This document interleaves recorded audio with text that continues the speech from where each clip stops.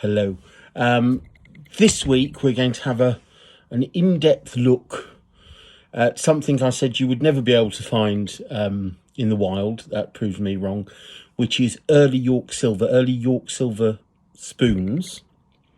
And we're doing it for a particular reason. And it's also a story about how lightning sometimes does strike twice, or at least you get a second chance to make up for past mistakes. York, as you know, early York is almost impossible to find. It rarely comes on the market. When it does, it tends to make enormous amounts of money unless there's something wrong with the object or there's a condition issue.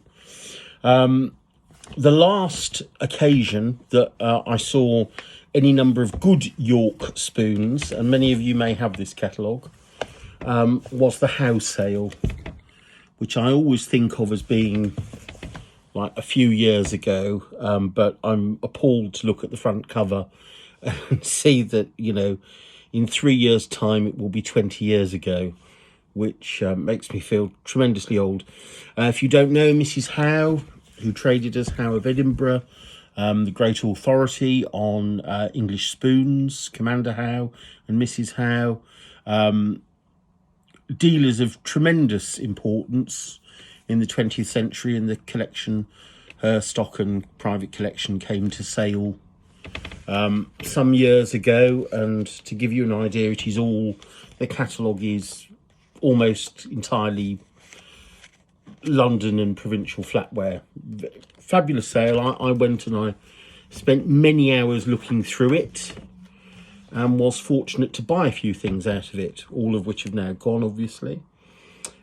Two things which I couldn't afford at the time, which I've marked here, are two early York Apostle spoons. Now, there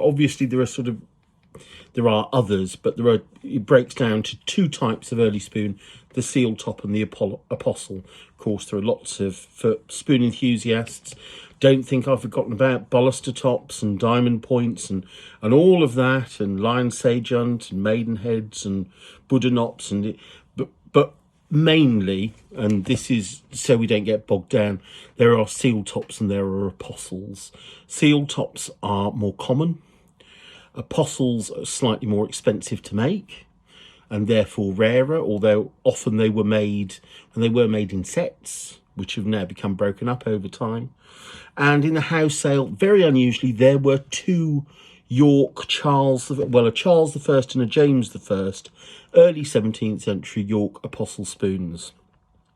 Both estimated for a couple of £1,000 back then, which was temptingly cheap.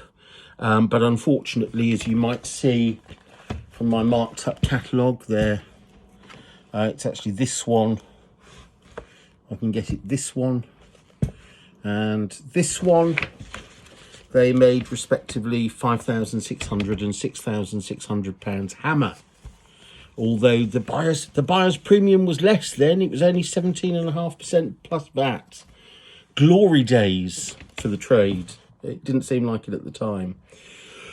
So they made, quick mathematics, they made £7,000 and £8,000 each. They were both good. The only fault with this catalogue, if there was a fault, is they never put the weights down.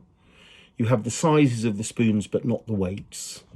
I did view them both. I've got a note on the one that made 7,000 saying it was good, and the one that made 8,000 that it was very good, with a very clear town mark.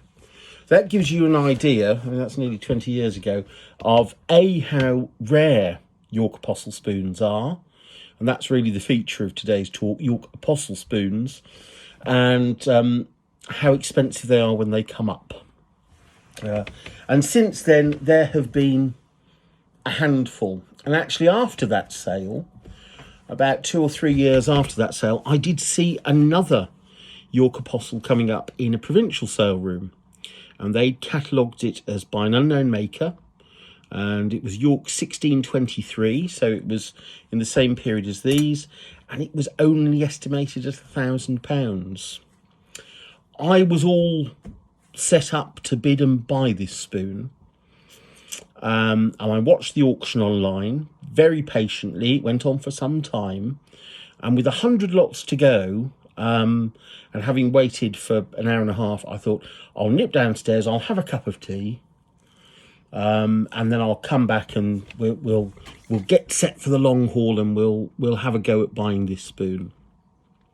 What I didn't know is that the 100 lots before the spoon were all the same. They were the multiples of an object. So in the 10 minutes that it took me to go down, make a cup of tea and have it with a biscuit, I came upstairs with the computer still live and the auction going on. The auctioneer had blasted through the 100 lots because he'd stood on with them, which is basically he'd sold one lot and then he'd offered the option of that buyer to buy all the others for the same price, which unfortunately he did. So I got there and I witnessed this fabulously wonderful York Apostle spoon sell for nothing near the price of those at William Wallace in the house sale. And it's haunted me ever since. But it haunted me for a particular reason. Not that I just missed out on bidding for it, but the auctioneer had made a mistake. They had confused, with a York spoon, you have the town mark in the bowl. Then on the reverse, you have only two marks. You have the date letter and the maker's mark. And what had happened is the auctioneer had confused the two. So what he thought was the maker's mark was in fact the date letter, and vice versa. So it wasn't 1623, it was actually 1589, which is even a bitter blow, because any York Apostle spoon from the 16th century is phenomenally rare. And to put that in context, you only get the first date letter in York silver is 1560. It's a B for 1560. So there must have been an A for 1559, but the A hasn't survived on anything that we can see today. So the earliest York date letter is B for 1560. The earliest York Apostle spoon is tentatively ascribed. It's in the Lee collection. I've got another. You're going to see a lot of books today and pamphlets. This is a catalogue of the Lee collection, if you can find a copy of it. It's not very expensive. And the earliest known York Apostle spoon is in it. The Lee collection was put together during and after the Second World War.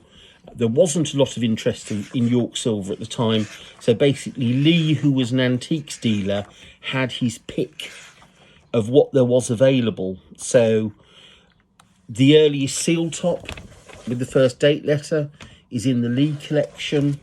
The earliest known York spoon, which has just got the town mark in the bowl, is in the Lee collection. The earliest known Apostle is in the Lee collection. The caveat with that is it only bears the maker's mark. It doesn't have the Yorktown mark, it doesn't have a date letter, and it's variously dated between 1555 and 1580. And actually, I think the consensus is that it's more likely to be around 1570, 1575, and it bears the mark of Christopher Hunton. So that is the earliest apostle from York, but the earliest apostle spoon with a date letter and a town mark that we can definitely pin a year to appears somewhat later, and it appears in the Merchant Adventurers Hall catalogue. I think I've shown you that before, and it is item 14 in the list, and I'll read that to you. It's an Elizabeth I master spoon. All the different apostle terminals are all the different disciples, and the master is of course Jesus, and that's by Thomas Waddy, 1576.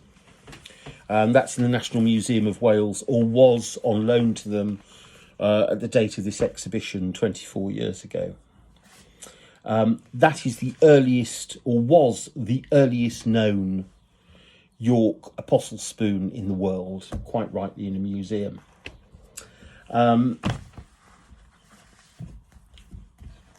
Another, and this is the point of the talk, obviously, another York Apostle turned up a couple of weeks ago at auction. It was with a specialist auctioneer who you would think would be on the ball.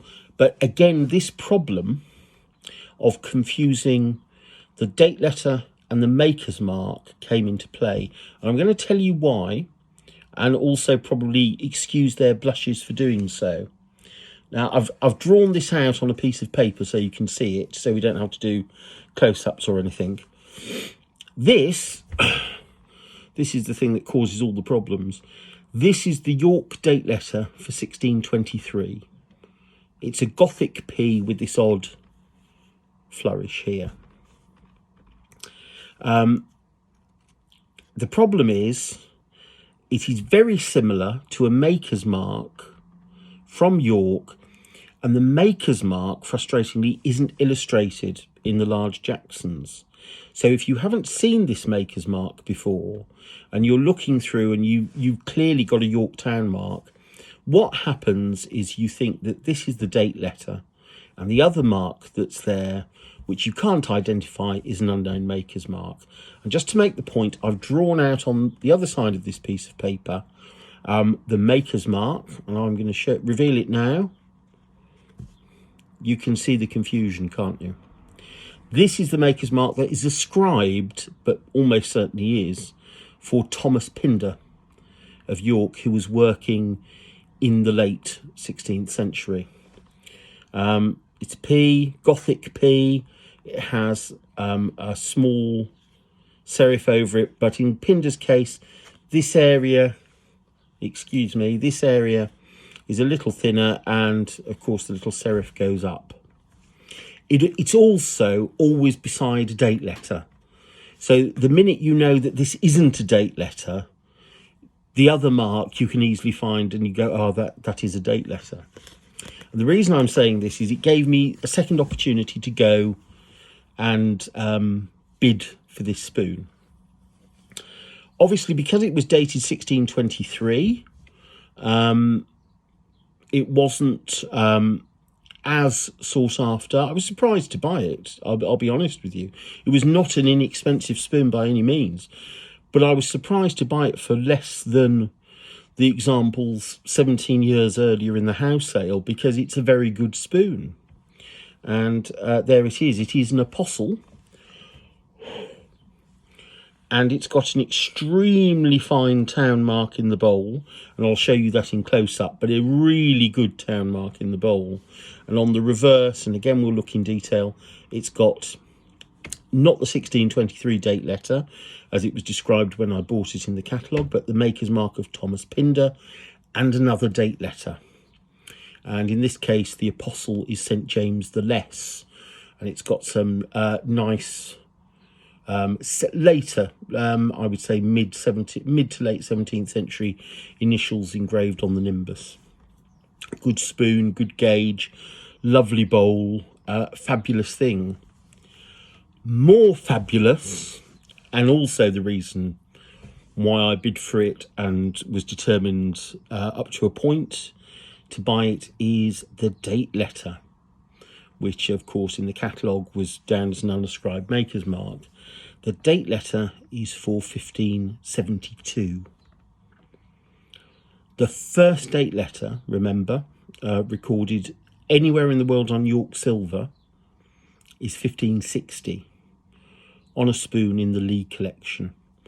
This was made only 12 years after that, and it is now the earliest recorded York Apostle spoon in the world. In any museum, in any private collection, you can go to the V&A, you can go to the British Museum, you can go to York Minster, you can go to the York Civic Collection, you can go through it with a fine tooth comb. The earliest York Apostle, bearing a Yorktown mark and bearing a York date letter, is this spoon. Surprisingly, in my researches, I found there was one other spoon of this date that has come to market in the last 2 years, correctly identified as 1572. Its apostle finial is St. Peter with cross keys. The only thing I will say is the marks on that are almost obliterated. You can just make out who the maker is, Robert Gilman, and the date just about, but the marks on these are as clear as day. Now this is being bought from a specialist auctioneer that specialises in selling silver spoons, and they got it wrong. You can, if you research something enough, if you can study your field enough, you can still have bargains wherever you go. You don't have to go to a shed where Farmer Giles is chewing a piece of straw and selling box lots and not knowing what's in them. You can go to some of the best sales in the world. I've actually tracked this spoon down further. It came out of a private collection of York silver that was sold at Christie's King Street in their important silver sale back in 2005. At that point, they knew the date of the spoon. They didn't know who the maker was. So even Christie's King Street wouldn't know the maker of it, and yet the maker is recorded quite clearly in the Ellis catalogue, which is some 80 years before that. So I don't know, and I'll show it to you there. I've marked it. There's the illustration, and that actually shows you Pinder's mark alongside a date letter, and that was published in 1935. There are all sorts of discoveries waiting to be made. Not that I thought I would ever